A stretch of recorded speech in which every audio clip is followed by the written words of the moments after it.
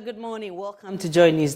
We're coming to you live from our studios in Kokomlemle. We're on DTT because we're free to air on DSTV channel 421 and Go TV channel 125. Coming up this morning, Education Minister arrives in Cape Coast on a fact-finding mission following violent incident in which a student is seen in a viral video overpowering and strangulating another student before hitting his head against a metal bed frame at Adisadel College. We are live there for you. Meanwhile, Joy News is learning the student seen choking his mate has already been arrested by the police following a directive by the Attorney General. We'll bring you that update in this bulletin. Plus, NPP dismisses claims of favoritism within the party ahead of its presidential primaries. We have details also on that for you. My name is Aisha Ibrahim. Do stay for details.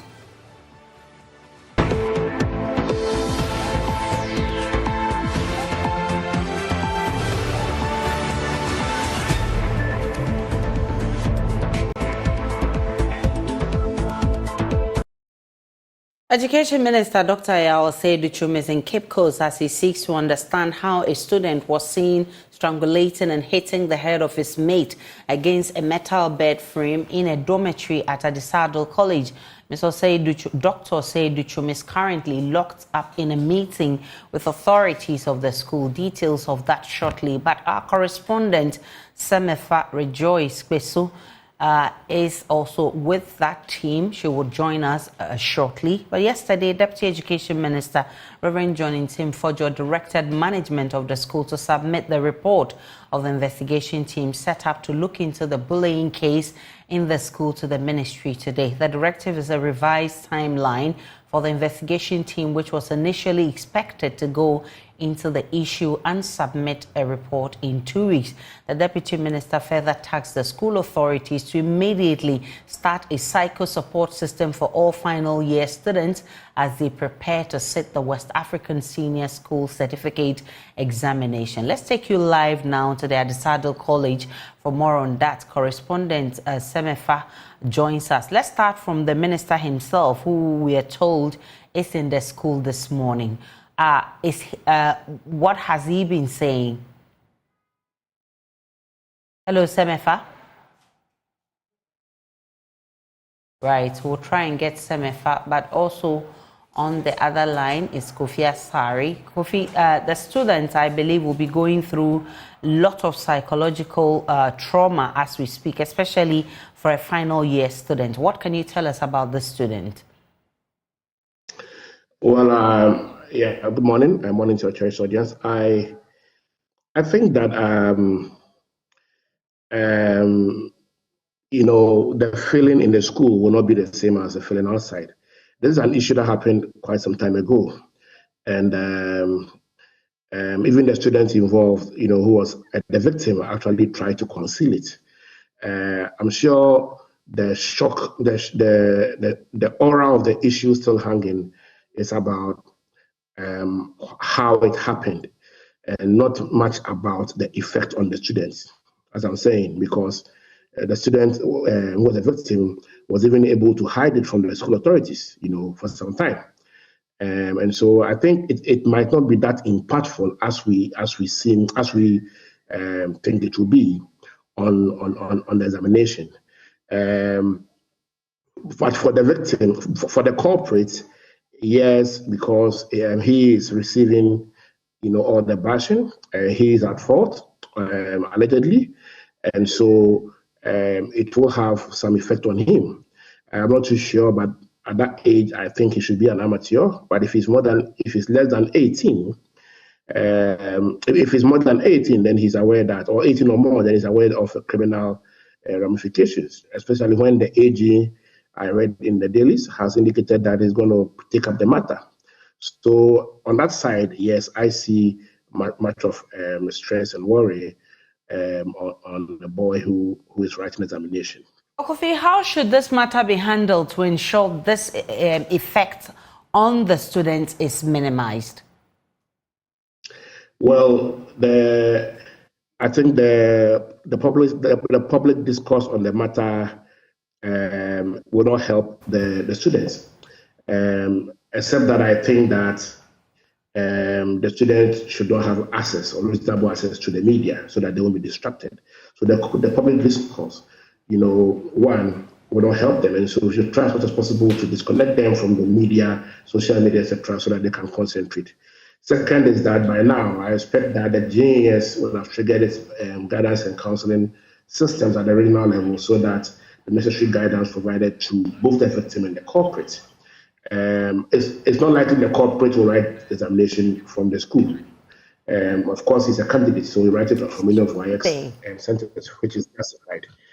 But I think that the counseling they need should be provided same. And I'll be surprised if it hasn't been done by now because GS has the necessary mechanisms to do just that. But let me indicate that I would have wished that the minister, I don't know whether it's the minister or the deputy minister who is visiting. At the point you said the minister. Is it the deputy minister or the minister? Yes, it's the minister who is in the school. Yeah, I would have wished it is great that the minister has gone to the school to have first-hand information about this near-fatal incident. It has reached a national level of attention because even the AG's office is involved. And so I understand why the minister should be in the school. But I would have also wished that when 9 students drowned on their way from school, in Fana, in Wojagbawi, the minister would have visited those communities and those schools. Because nine students drowned, they lost their lives. It was fatal, and they were only accessing education because they didn't have schools in their island communities. In Wojagbawi, right here, and we didn't see the minister go there. We actually wished and called for him to go there, but he didn't go there. And so I'm happy the minister is visiting the school because of the risk visited on one student in a senior high school. It shows concern for what happened there. It shows concern for discipline. It shows concern for the life of children, and it shows concern for the administration of the administration of discipline in the school. In the same way, we expect the minister to show similar concerns when even more fatal occurrences, take place in public basic schools, so that we get assurance that the ministry cares equally for basic school pupils, just the same as he does for senior high school pupils. Professor, I'll have you hold because we have an update from the investigation from the Attorney General's office. My colleague Kojo Yankson joins me with that update. Kojo, what do we know from the AG's office?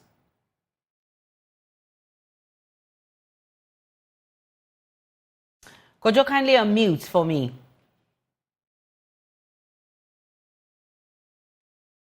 Right, Kojo Yankson will bring us. Great, you're on now, Kojo. Excellent. So the student who was seen in the video to be holding another student in a chokehold and then banging his head on the bed has been arrested today. He has been arrested and cautioned on the charges of causing harm and assault. He was then released into the custody of the headmaster of Adisadel College, who is to produce the student for the police on Friday. Now, this is the information that is coming from the regional office of the Attorney General. And so tomorrow, Friday, he will be arraigned before court on these 2 charges of causing harm and assault, Aisha. Well, Kojo Yankson, with that update from the AG's office, let's go to Cape Coast and speak with Semefa, who is monitoring the minister's visit for us. Semefa, tell us about the minister's visit. Right, Benny. So this morning, it's not the minister, it's the Deputy Minister of Education, Honorable John Itin Kojo, who is here in the school, and he met the headmaster this morning and also the students involved in the case. As you can see on your screen, he's meeting the whole student body this morning to speak to them and also give us, the media, an update on the case. So we met the students earlier, the victim, the culprits, and the witnesses. They are with the regional and then the metro councillors going through some psychological evaluation this morning. So we are here at the Assembly Hall waiting for the headmaster and the Deputy Minister of Education to give us an update on the case. But what's the mood in the school this morning, though? Right, so the final year students have begun their WASI examination, and every other student is here in the assembly hall. But as you can see from their faces, they don't look too happy about the incident. I don't know what might have gone down with them, but looking through their faces, you can see that they are somehow concerned and unhappy about the development or being in the news for these few days.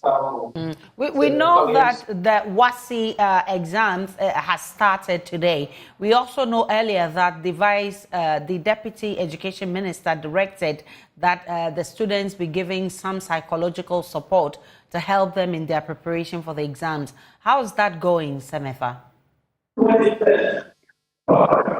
Right, so like I said earlier, they are meeting, they've met with the metro and then the regional counselors who are taking them through psychological evaluation to actually aid in any traumatic experience they might have had.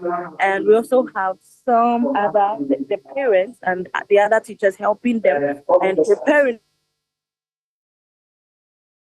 Right, Semefa is the one following up on this for us at the Adisadel College. You heard her report that the Deputy Minister Tim Fojo is meeting with the students. Mr. Kofi Asari, we know that the student involved has already been arrested and released to the Attorney General's office. We heard my colleague bringing us updates on that arrest, but generally, how should he also be treated to minimize the psychological trauma? Because we know that he has been the one in the media that everybody has been lambasting.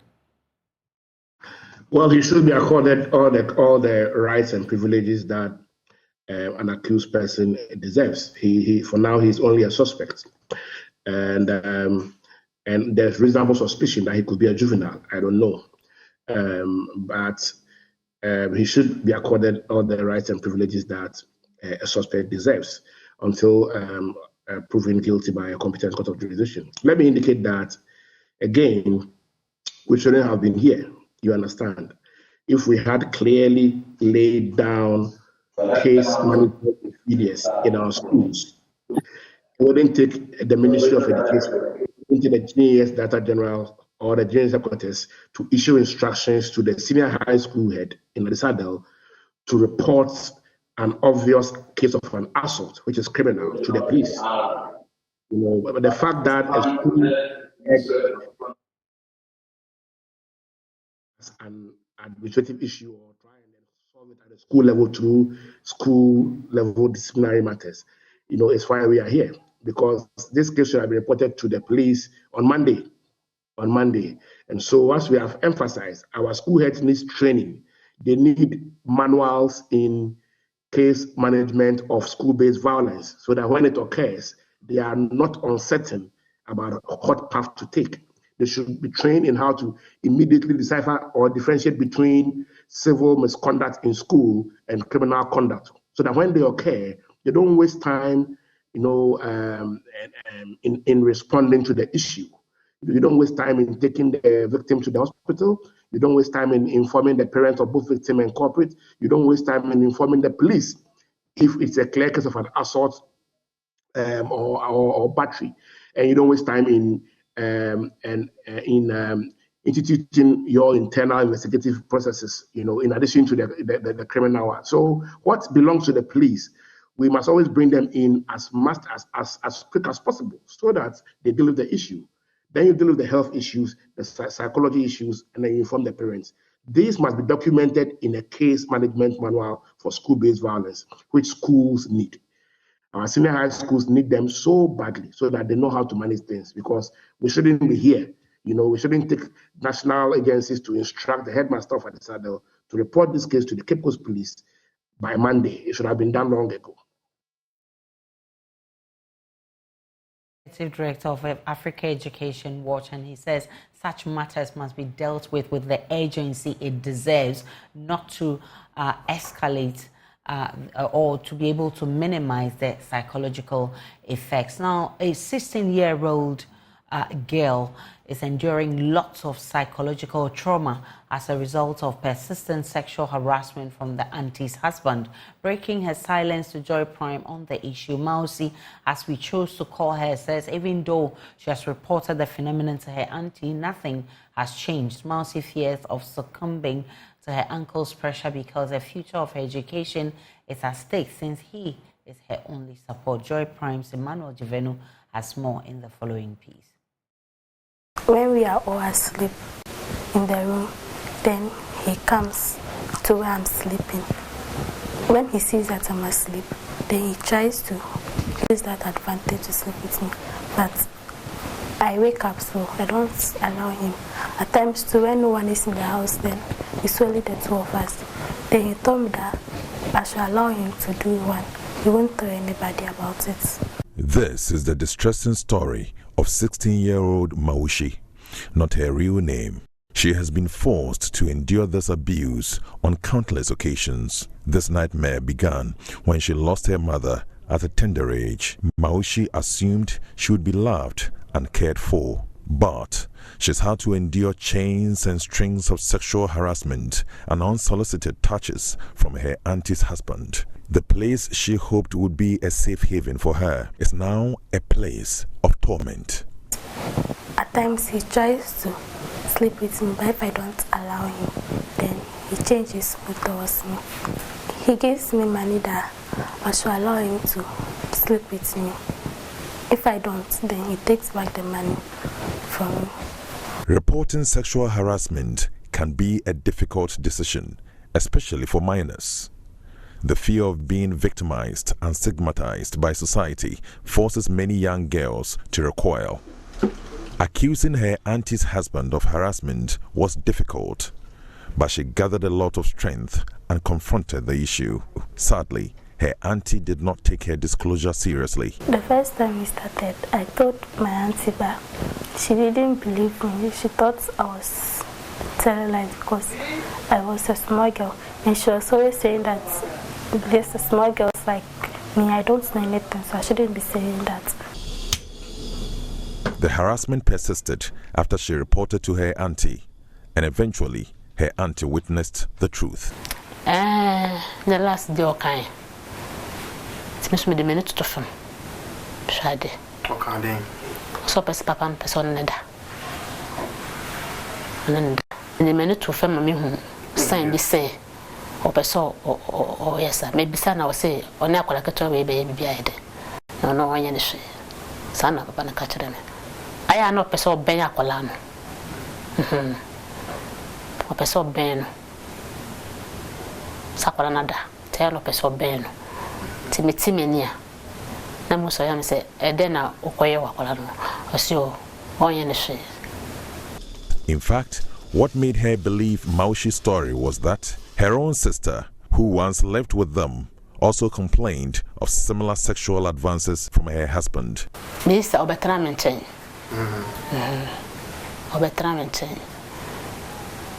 Obetramenchen be 1 year. No, honestly, I no complaint. Actually, say, Papa and person need be. Then Casa, tell me that in a casano. I said, me baby, yeah, person me man and person me baby dinner there, and come as my finishing. I say, Sanya mana or ye, a Musunia mana say, yeah, and yes, and I'm in the bar by one so.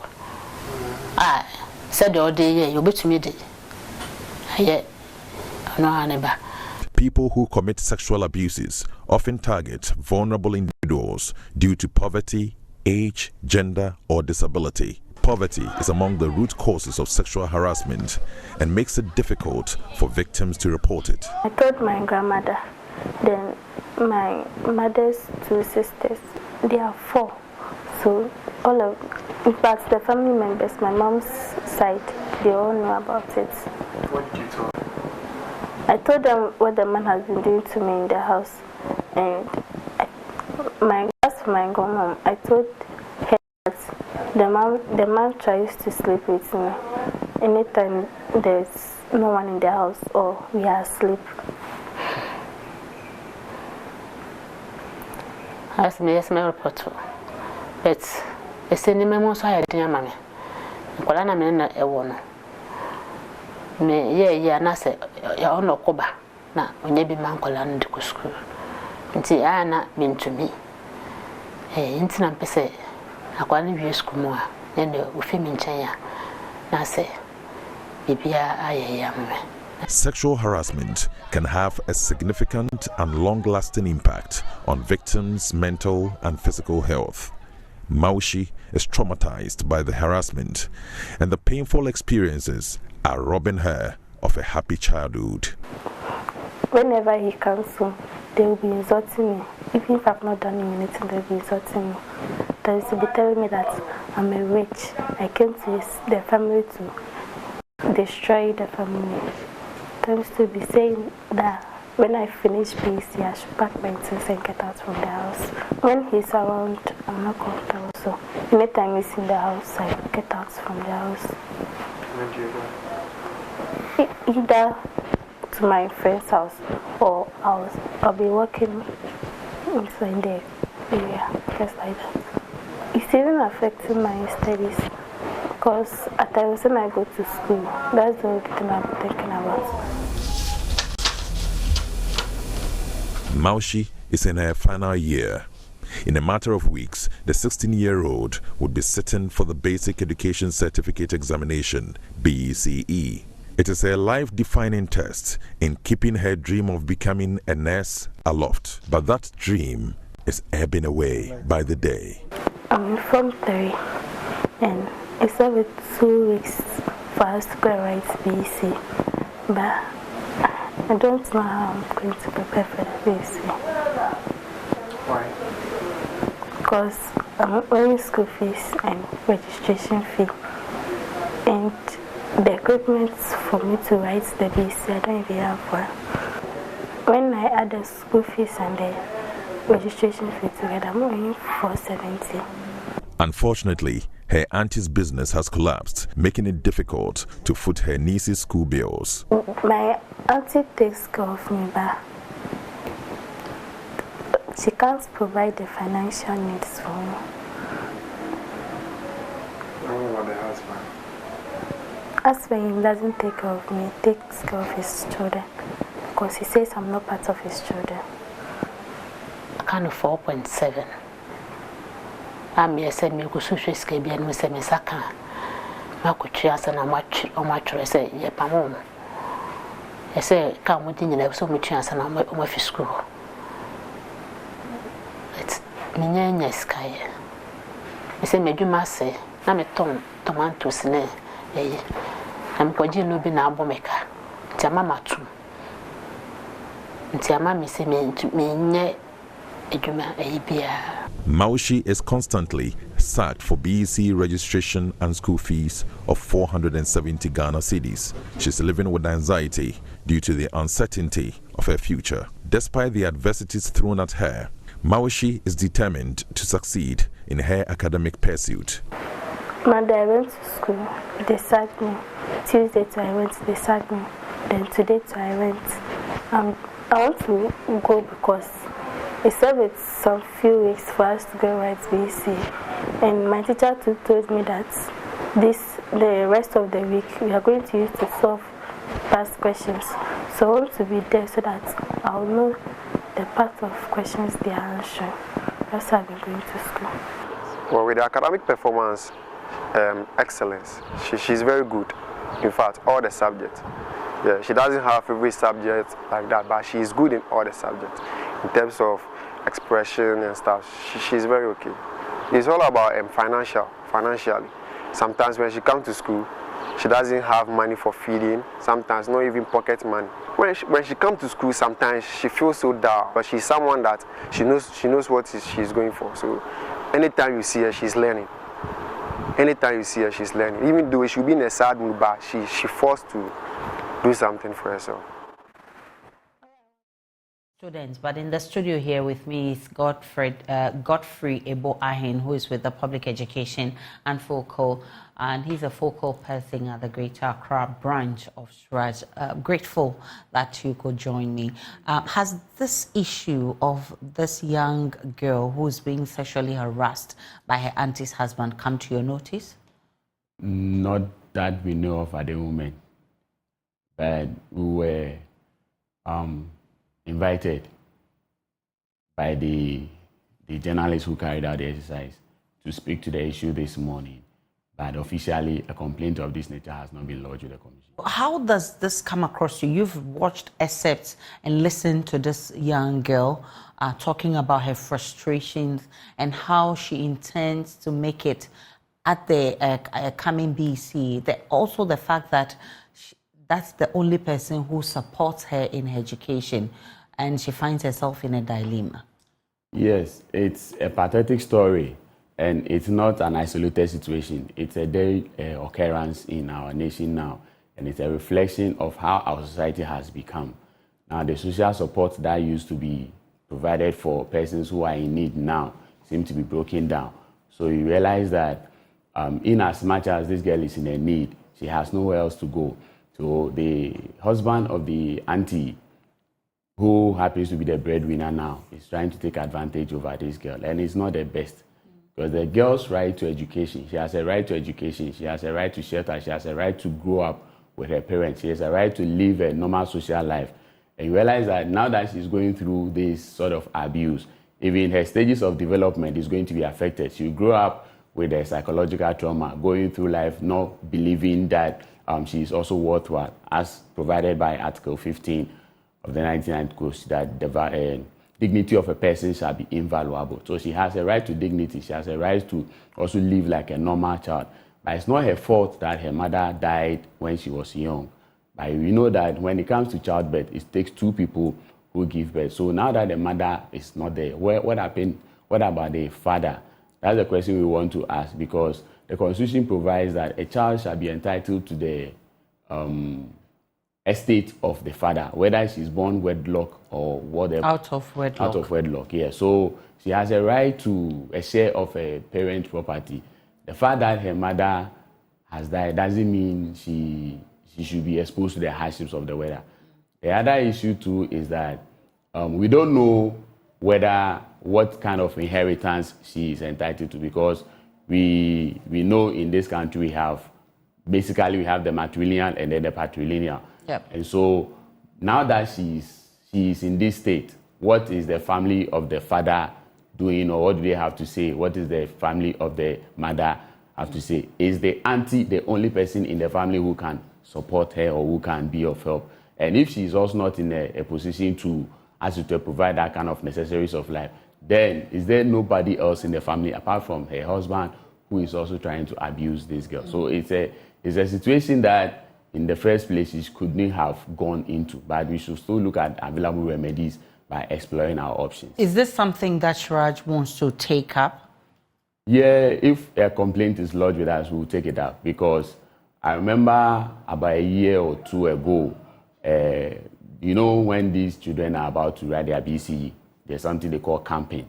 So one of these situations happened in Dansuman. The girl was assaulted by the head master then, and a report was made to Dovsu. The child's father felt that Dovsu were not speeding up the issue for them, so they lodged a complaint with the commission. With our intervention, the headmaster has been jailed, as I speak to you, for 15 years. So it is a matter that falls within the human rights mandate of the commission, and we will take it up if we are adequately invoked. So in this case, is there some sort of punishment for even the auntie who she has complained to severally but is not doing anything about it because probably she wants to save her marriage? Yes, the Children's Act makes provision for it. I think Section 17 or thereabout of the Children's Act says that if you are aware or you become aware of an incident of child abuse, you are duty bound to report the matter to the Department of Social Welfare. Yep. Also, the Criminal Act also makes it possible that if you are become aware of the commission of a crime, you also have to report. So the woman also, there's an onus on her to also ask to take an action, and she cannot just throw her hands in the sky and say that I can't do anything about it. So she is equally liable. You have spoken about how the support system has broken down. We are aware that our social welfare is not up to the standard that we expect. What kind of remedy could be available for this young girl? In the first place, it has to be reported. And once it is reported, I know DOVSU has a link with some shelters. So if a report is made to DOVSU, looking at the exigencies of it, I think they will provide shelter for her. If a report is also made to charge, we can also do a collaboration with DOVSU and provide. Her immediate need is now to take her from the scene, be able to get her prepared for her exam. Yep. Then afterwards, life continues. But where the auntie says that she's waiting for her to finish her BEC and then she will leave the house, the question we want to ask is, after she has left the house, what becomes of her? Yep. At this material moment, I think what we should be also concerned about is how to trace the father of the child. Yes. So It's that very he can also play his role, Yes. because also the Constitution provides for necessaries Yes. for such people. Yes, the Children's Act says that the parents are supposed to provide the necessaries of life. Yeah. Just as For their children. the Criminal Offences Act, I think Section 79 also says you should provide the necessaries of life to your children. So they are duty bound. At this material moment, it's just a duty which has been breached, a duty owed the girl which has been breached. And it's like almost everybody is shielding away from that duty. But it's not her choice that she came into the world. Yeah. It was a decision that was made, whether she came through unwanted pregnancy or whatever. She is among us, and she has to be taken care of. Godfrey Ebuahin, I'm grateful for your time this morning. He is the public education and focal person at the Greater Accra branch of Traj. And he says that when a report is made to Traj, they will take the matter up. And you heard a number of reliefs that they could give the girl, and also people who could be in trouble because of what is happening to this girl. Let's take a break on Joy News Desk. When we return, there is more. At times when I go to school, that's the only thing.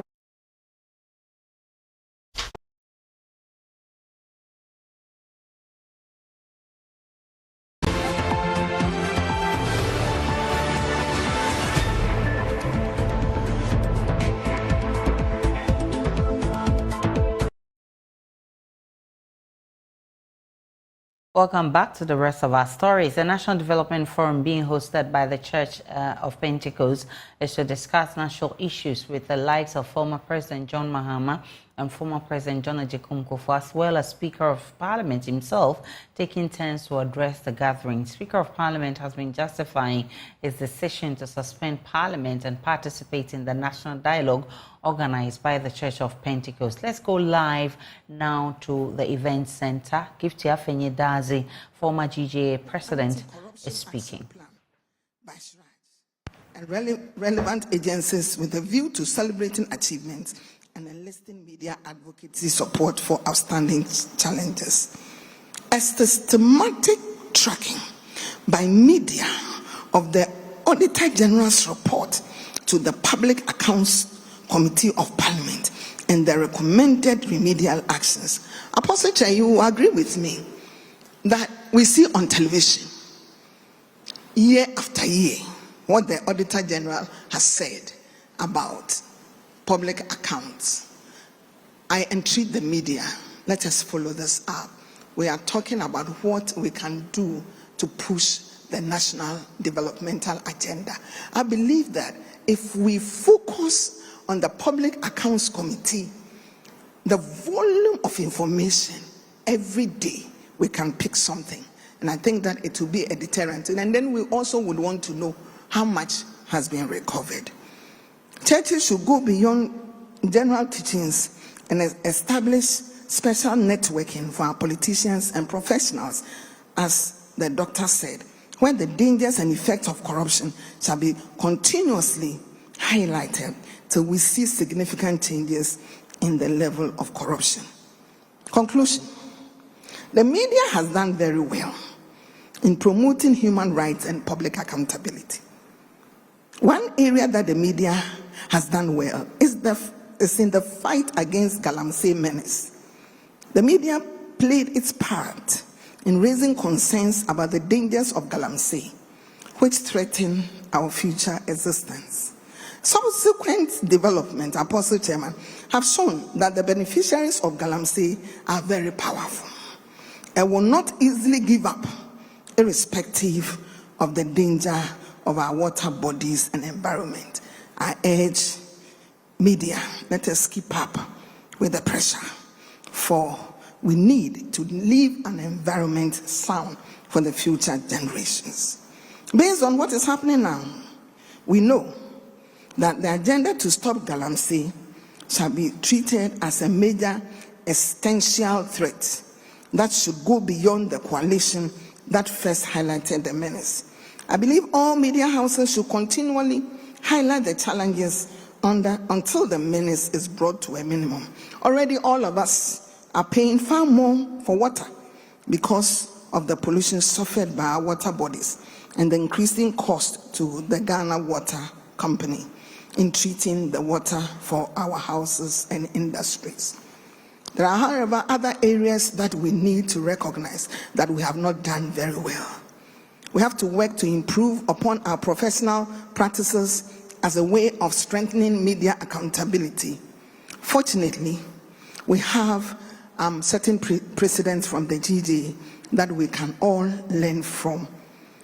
Under my leadership at the GJ, and with the support of academia, editors, and senior colleagues, we use consensus building to make progressive interventions with specific guidelines in some national situations, such as elections, conflict reporting, even the national reconciliation. We gathered this consensus and we came out with various guidelines that helped to put the nation at peace. So I believe that what we are doing here today for the next 2 days, yesterday and today, will yield positive result. Apostle Chairman, I believe this 2 days brainstorming session shall not be in vain. With a common resolve and looking at the caliber of people who have been here, we should be able to use the same route of consensus building to effect the changes we are so passionate about and which we deserve. I believe all participants who have been here should make a personal pledge on behalf of themselves and the institutions they represent to push the moral vision agenda. Beyond the media's direct mandate, there are questions that all distinguished participants gathered here need to reflect on. What motivates our citizens who desire to serve in public office as elected officials or appointees? Which institutions are the most prominent for political socialization, and what value do such institutions place on moral vision? Finally, the question is, what will posterity think about us? We have led the fight for the repeal of criminal libel law, but we have civil laws. Let it not be said that collectively, as a serial caller, or as a political actor, or as a media activist, we colluded to make the media space an agent of underdevelopment. May this conference conscientize us and put in our spirit the vim to press on. Distinguished ladies and gentlemen, I want to conclude my presentation with Philippians 4:8, a very favorite scripture of mine, and it reads, "Whatsoever things are true, whatsoever things are honest, whatsoever things are just, whatsoever things are pure, whatsoever things are lovely, are of good report, if there be any virtue, if there be any praise, think on these things." We cannot miss it as a nation if we personalize the above quotation for an individual as well as corporate behavior in our desire to reposition Ghana strongly from a moral vision perspective. We should live here with a renewed sense of commitment to the service of Ghana, to the service of God and country, and a resolve to defend the good name of Ghana. May God help us all. Thank you.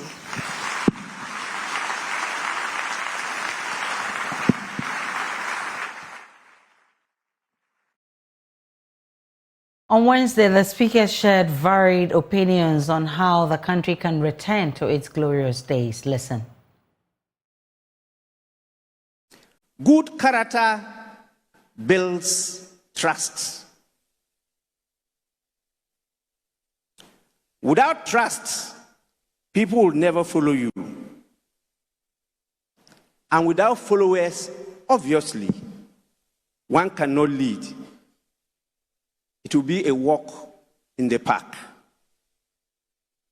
Therefore, effective leadership requires integrity. As leaders, particularly political leaders, we must be willing to be held accountable for our actions and inactions. We must conduct ourselves in a manner that is beyond the behavior of Pompey's wife.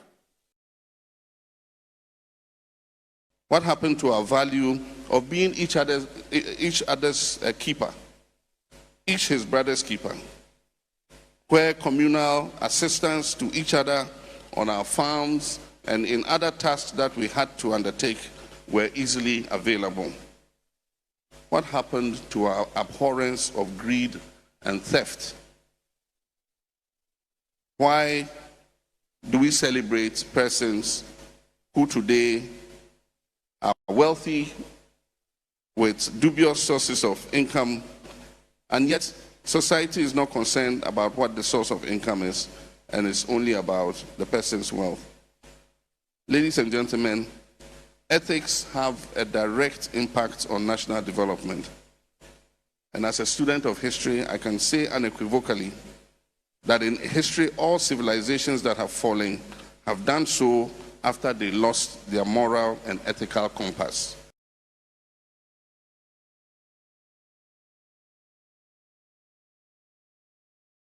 And we are all here to consider how we deliberate on the development of our nation using moral vision. And as I've said, you don't talk morality without talking humanity.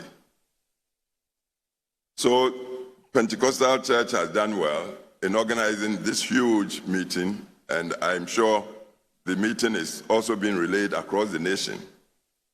I wish you success. So over the next 2 or 3 days of the forum, you come up with ways and means to enable the people generally to contribute to find the way forward towards developing our nation without the biases and, if you like, the unkindness that we tend to display to each other, even as we try to develop our country.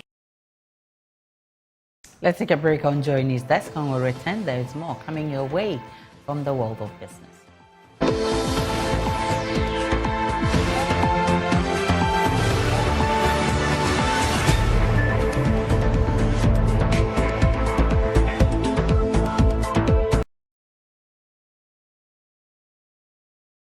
Hi, good morning. Welcome to Business. My name is Darrell Kwao. Founder of Defunct UT Bank, Prince Kofi Amoabeng, is urging businesses to be innovative and adaptive to changes happening in the economy to remain afloat.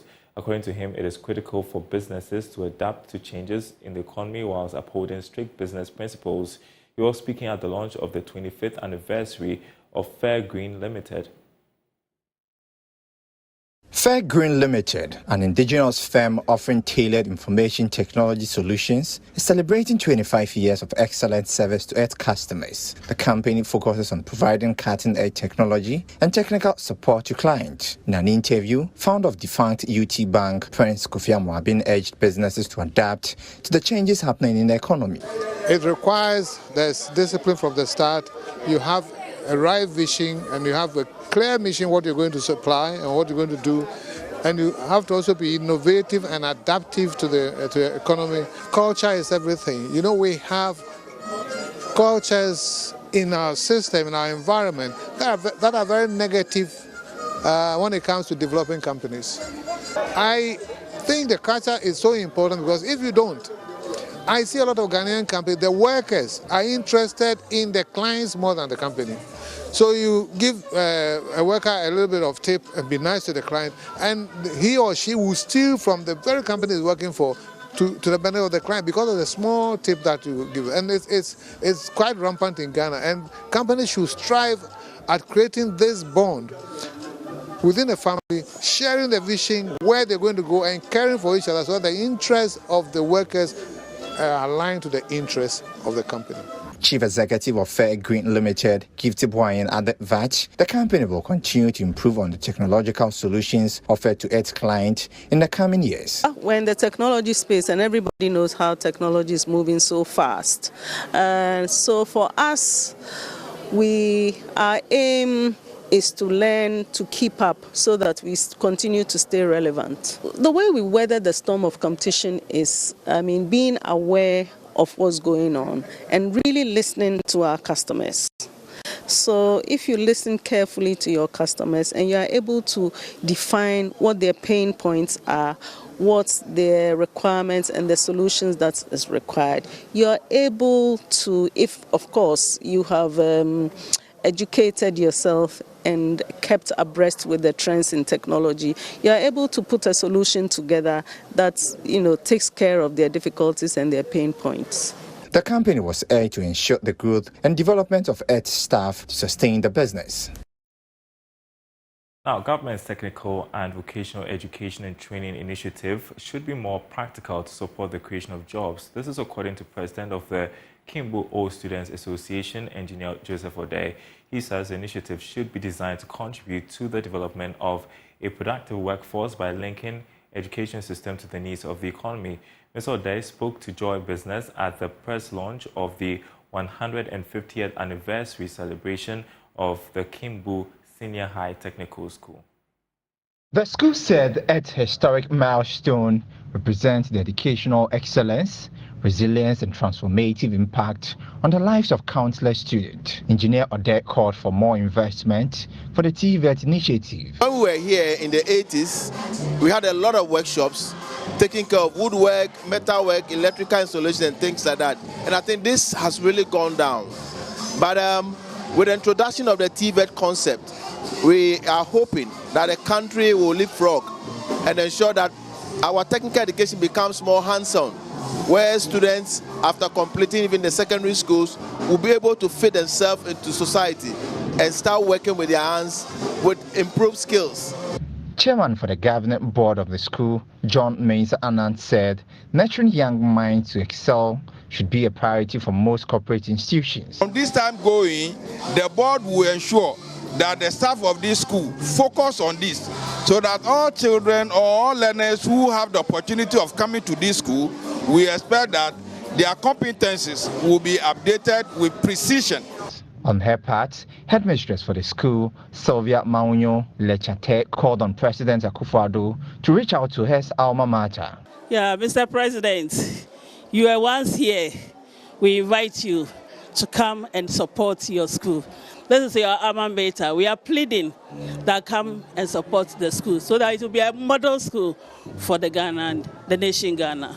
The 150 years anniversary celebration is under the theme Equipping Our Future Leaders with the 21st Century Skills, the roles of the stakeholders. And that's it for this segment. The news returns after the break.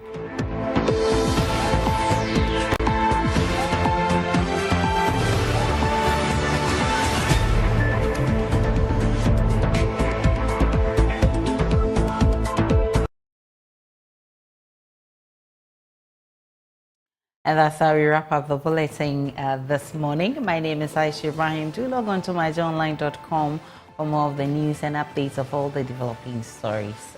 See you again at 12.